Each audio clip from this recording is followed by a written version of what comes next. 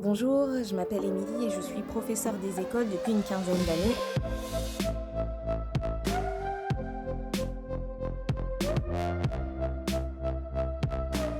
Mais aujourd'hui, c'est mon expérience de maman que j'ai envie de partager avec vous pour vous dire qu'il est important pour le bon fonctionnement de la relation parent-enfant que vous pensiez à donner des conseils aux parents et aussi des conseils à l'attention des enfants. Je veux dire par là des conseils et des consignes qui vont les aider à trouver un terrain d'entente, à avoir une relation moins conflictuelle et à pouvoir trancher quand c'est nécessaire. Pourquoi ?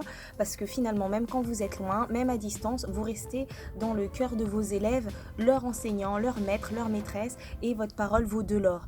Et du coup, tout ce que vous allez pouvoir dire va être utile et va pouvoir permettre parfois de trancher dans certaines situations qui peuvent être parfois un peu conflictuelles. Parce que nous, en tant que parents, on a parfois envie d'imposer notre façon de faire, notre méthodologie, nos petits trucs et astuces. Et on n'a pas forcément cette légitimité d'enseignant pour le faire aux yeux des élèves. Donc tout ce que vous allez pouvoir dire va pouvoir aider dans ce sens-là. Je veux dire par exemple que si vous donnez un temps minimum à consacrer à une activité, ça va aider le parent à pouvoir imposer ça à son enfant et lui dire bon ben voilà, tu restes devant ton activité au moins tant de temps, c'est la maîtresse qui l'a dit. Et à contrario, si vous donnez un temps maximum, ça va aider l'enfant puisque du coup ça va aider le parent à ne pas insister, à ne pas en faire trop, à ne pas rester trop longtemps sur une activité.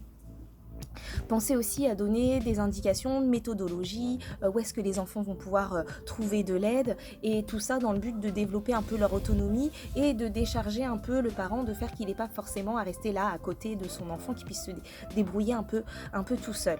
Donc c'est important de pouvoir avoir des conseils et des consignes adressés aux parents et aussi un message plus particulier adressé à l'enfant qu'on va formuler en tu, s'adresser directement à lui, que ce soit à l'écrit dans un message ou sur un audio ou sur une vidéo. C'est important pour lui aussi de pouvoir avoir ce rapport avec vous, même loin.